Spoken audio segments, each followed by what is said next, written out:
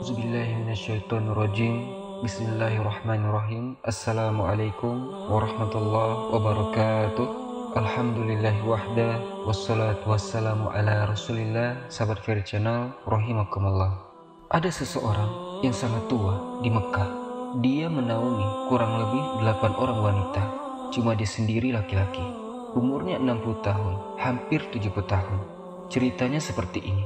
Imam At-Tabari menceritakan, karena dia menyaksikan sendiri kisah ini. Ada seseorang yang tua, miskin di musim haji. Dia coba mencari sesuap nasi, kemudian dia tidak temukan. Lalu dia pulang ke rumahnya. Dia ditanya oleh istrinya, apa ada makanan buat kita hari ini? Maka dibilang, saya sudah coba tadi keliling mencari makanan buat kita buka puasa, tapi tidak ada. Kemudian dia bilang, coba saya keluar lagi. Maka keluarlah orang tua ini, jalan jauh dari rumahnya. Apa kira-kira yang harus dia lakukan? Dia harus kerja kemana? Sambil dia bermunajat kepada Allah, ya Allah berikanlah rizki. Kemudian sampai karena dia capek, tidur dia di bawah sebuah pohon. Kemudian tanpa sengaja, tangannya menyentuh tanah yang ada di situ. Dia merasa seperti menyentuh satu barang keras. Waktu itu dia lihat, ternyata ada kotak di sebelah dia. Dan kotak ini biasa dipakai untuk ngisi emas. Maka dibukalah sama dia kotak tersebut. Ternyata betul ada emas di dalamnya, banyak sekali. Kalau saya tidak salah, waktu itu 1000 keping emas. Ini harta yang luar biasa.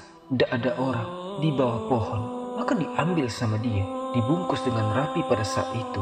Syaitan pun datang menggoda orang miskin. Kalaupun kau tidak mau mengambil semua, ambil minimal 1 batang emas atau 1 koin dinar emas yang nantinya kau bisa infakkan untuk buka puasa keluargamu. Tapi orang tua ini dia melawan sambil mengatakan, tidak bisa, ini bukan hak saya. Kalaupun ini lukotah ini seperti harta yang ditemukan. Itu kan syaratnya harus Anda iklankan selama setahun. Selama setahun Anda iklankan, kalau udah setahun baru bisa mungkin jadi hak milik Anda. Maka dia pulang ke rumahnya. Lalu kemudian dia berencana tidak mau sampaikan kepada istrinya. Sesampainya di rumah, istrinya bukain pintu dan melihat ada sesuatu di tangan suaminya. Maka istrinya bilang, apa kau sudah bawa sesuatu buat kami? Kata dia mengatakan, tidak ada. Lalu kemudian istrinya mengatakan, tapi apa itu? Di bawah bungkusan kainmu. Dia bilang, ini bukan urusanmu. Istrinya bilang, saya minta atas nama Allah jelaskan apa itu. Karena istrinya membawa nama Allah, maka dia jelaskan semuanya dari awal hingga akhir. Istrinya perempuan, miskin, dengar emas tentu tertarik. Perempuan kaya saja dengar emas pasti tertarik, mungkin tertarik. Apalagi miskin yang susah. Maka dia katakan, kalau gitu kita bisa gunakan, karena kita orang miskin dan itu harta yang kau temukan.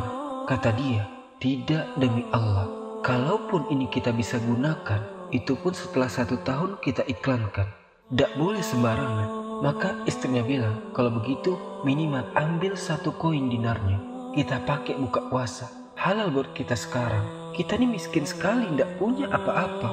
8 orang kau harus naungi sekarang. Suaminya bilang, tidak demi Allah. Kalau seandainya kau sentuh kotak ini, ada yang kau ambil, demi Allah kau saya ceraikan. Istrinya kaget dengan kata-kata itu. Akhirnya karena dia lihat keseriusan suaminya, dia tidak berani. Kemudian disimpanlah 1 peti emas itu di rumahnya. Akhirnya tiba waktu buka puasa. Mereka pun buka puasa apa adanya. Air putih saja dan roti-roti kering yang ada di rumah. Itulah yang mereka makan. Besok pagi, selepas sholat subuh di Masjid Haram, orang tua ini pas keluar, ternyata ada 1 orang dari Khurasan. Dia naik di atas sebuah batu dekat Masjid Haram, lalu dia teriak-teriak. Dia mengatakan, wahai muslimin, wahai hamba-hamba Allah, saya kehilangan sebuah kotak isinya 1000 dinar emas. Siapa yang menemukan, tolong kembalikan kepada saya. Dan semoga Allah balas kebaikannya dengan pahala dan pengampunan dosa, peninggian derajat dan seterusnya. Rupanya si orang tua ini dengar, kotak ini dia yang temukan kemarin, tapi dia juga butuh. Maka dia menghampiri dan mengatakan, wahai Khurasan. Khurasan ini orang dari Khurasan, dinisbatkan kepada negeri Khurasan. Wahai Khurasan, kalau ada orang yang temukan, berapa kau kasih dia? Kemudian kata Khurasan itu, berapa kira-kira dia minta? Kata orang tua ini, minimal kau kasih dia setengahnya. Kata orang Khurasan, tidak bisa. Kalau begitu kasihlah berapa yang kau mau. Mungkin 1/10. Maksudnya 10%. Kata orang Khurasan, tidak bisa.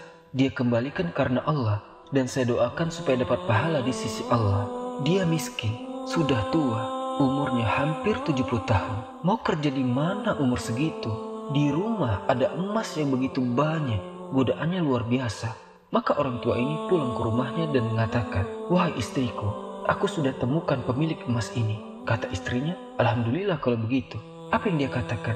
Saya katakan, "Kalau ada yang menemukannya, berapa yang akan kau berikan?" Dia hanya mau doakan saja.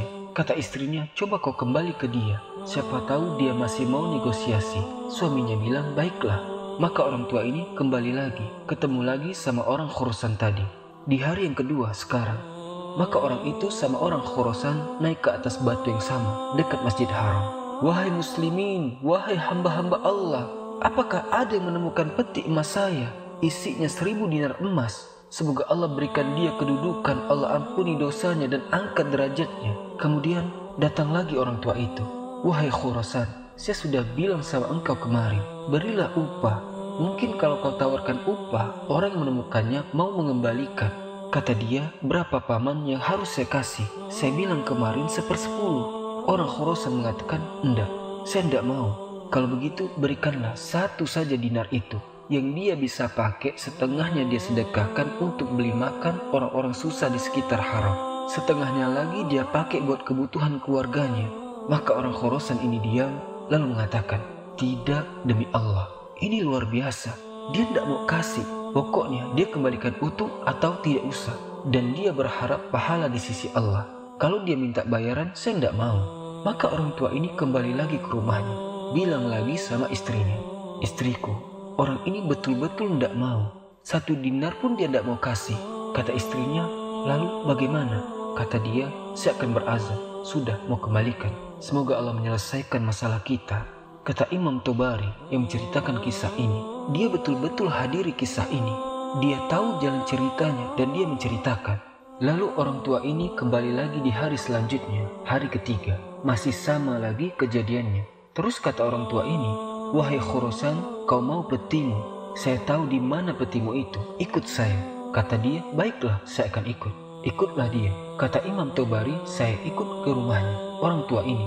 Mereka jalan, pada saat tiba di satu rumah, ada rumah yang terbuat dindingnya terbuat dari tanah liat. Sama sekali tidak kelihatan layak untuk ditinggal, tapi hanya sekedar tanah liat. Mungkin kalau ada angin kencang bisa rubuh. Atap rumahnya ditutup hanya dengan kain-kain sobek. Pintunya pun cara bukanya pakai diangkat. Kemudian dia masuk dan dipersilahkan masuk. Saya pun izin, saya mengatakan, "Maaf paman, bisa ndak saya ikut masuk? Karena dari awal saya lihat kisah ini." Maka dia mengatakan, "Masuklah." Dia bilang, "Waktu kami masuk, rumah itu ndak ada sama sekali karpetnya. Ndak ada apa-apa, kosong lompong. Cuma ada semacam sekat, dan seakan-akan di belakang sekat itu ada wanita-wanita tua.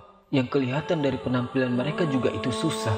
Lalu kemudian orang tua ini menuju ke satu arah di rumahnya. Terus digalilah tanah, dikeluarkanlah kotak tersebut. Lalu kemudian dikatakan, "Sayalah penemu hartamu ini. Dan saya sempat minta sama kamu agar engkau berikan sebagian. Sebagaimana kau lihat ini keluarga saya, susah begini. Saya sendiri laki-laki dan umur sudah hampir 70 tahun. Sementara ini istri saya ada di sini juga, sudah tua. Ada mertua saya, ada 2 saudari saya, ada 4 anak saya. Mereka semua miskin." Maka orang Khurasan itu, dia buka peti emasnya. Dia periksa, ternyata masih utuh 1000 dinar. Kemudian dia mengatakan, "Tidak, saya tidak akan memberikan apa-apa. Saya cuma bisa doakan kamu kebaikan." Kemudian dia angkat petinya dan dia keluar dari rumah itu. Tuh dia keluar, kata Imam Tobari. Semua perempuan-perempuan tadi yang tua-tua ini seperti orang yang menggigit jari dan kaget. Ada orang diberikan kembali 1000 dinar, tidak dibayar, tidak dikasih upah sedikit pun penemunya. Dan tokoh kita ini luar biasa. Dia hanya mengatakan, "Inna lillahi wa inna ilaihi roji'un." Kalimat istirja min musibah. Sudah menemukan dan betul-betul jujur. Dia jaga, dia tidak ambil karena takut kepada Allah Subhanahu wa ta'ala. Katanya Imam Tobari bilang, "Saya tidak tahu mau bilang apa. Saya pun hanya menundukkan kepala, serba salah. Karena waktu itu dia masih muda dan belum punya apa-apa." Tak lama kemudian, kata Imam Tobari bilang, tiba-tiba ada yang ketuk pintu. Lalu pemilik rumah ini buka. Ternyata orang Khurasan tadi kembali lagi. Kata dia, ada apa wahai Khurasan? Kata orang Khurasan itu, bisa saya masuk wahai paman? Katanya, baik, silakan masuk. Masuklah Khurasan ini. Kemudian dia menceritakan, wahai paman, saya ini punya seorang ayah yang meninggalkan 3 peti emas seperti ini. Masing-masing isinya 1000 dinar emas. Ayah saya waktu mau meninggal, dia mengatakan, 1 kotak berarti 1000 dinar emas. Kau bagikan, itu sudah banyak sekali. 1 kotak 1000 dinar emas lagi, kamu gunakan untuk pergi haji kalau aku meninggal. Dan 1 kotak dinar emas lagi, sepertiga hartanya maksudnya, itu kau berikan kepada 1 orang yang sangat miskin dan susah.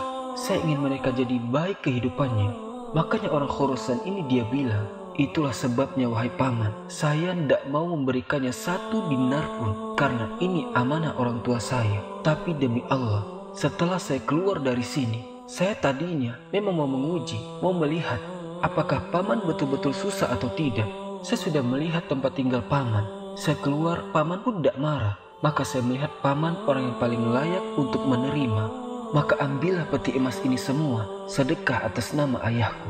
Tiba-tiba orang Khurasan itu langsung letakkan peti emasnya dan keluar pergi. Kata Imam Tobari, saya berusaha mengejarnya, ingin mengucapkan terima kasih bersama pemilik rumah. Tapi kami sudah tidak bisa melihatnya, sudah hilang orang itu. Kemudian saya pun dipanggil kembali oleh pemilik rumah. Duduk, kemudian dibukalah kotak itu. Lalu orang tua ini mulai dia panggil ke-8 wanita yang ada di rumahnya itu. Kata Imam Tobari, demi Allah, dia mulai membagi kepada kami sama rata. Karena jumlah kami 10, maka kami masing-masing mendapatkan 100 dinar. Setelah selesai, lalu dia mengatakan kepada istrinya, wahai istriku, bukankah ini lebih baik setelah kita sabar sedikit, Allah menjadikan semua jadi milik kita, daripada kemarin kamu ambil 1 dinar tapi haram. Kemudian dia balik kepada saya. Kata Imam Tobari, dia mengatakan, demi Allah, baju ini yang saya pakai, dia bilang, hanya ini baju yang utuh di rumah kami. Sebagaimana kau lihat baju-baju yang dipakai oleh keluargaku, tidak ada yang layak dipakai sholat. Jadi kalau waktu sholat tiba, saya sholat dulu. Kemudian saya sembunyi di satu tempat. Baju ini saya buka, dipakai oleh istri saya, dipakai sholat. Habis itu dibuka, dipakai sholat oleh mertua saya. Dibuka, dipakai oleh saudari saya, oleh anak saya. 1 baju untuk kami semua gunakan sholat. Kata Imam Tobari, saya berterima kasih kepadanya. Kemudian saya pergi. Saya menemukan harta itu sangat berkah dalam hidup saya, dia bilang. Beberapa tahun kemudian, saya datang lagi ke Mekah. Saya datang ke alamat yang sama. Rumah itu sudah tidak ada. Saya cari tahu, ternyata orang tuanya sudah meninggal. Dan saya temukan anak-anaknya yang perempuan 4 itu semua menikah dengan tokoh-tokoh masyarakat Mekah, orang-orang kaya, dan keluarga mereka menjadi orang yang mampu semuanya. Allahumma barik. Semoga kisah ini memberi manfaat. Subhanakallahumma bihamdika, asyhadu an la ilaha illa ant, astaghfiruka wa atubu ilaik. Assalamualaikum warahmatullahi wabarakatuh.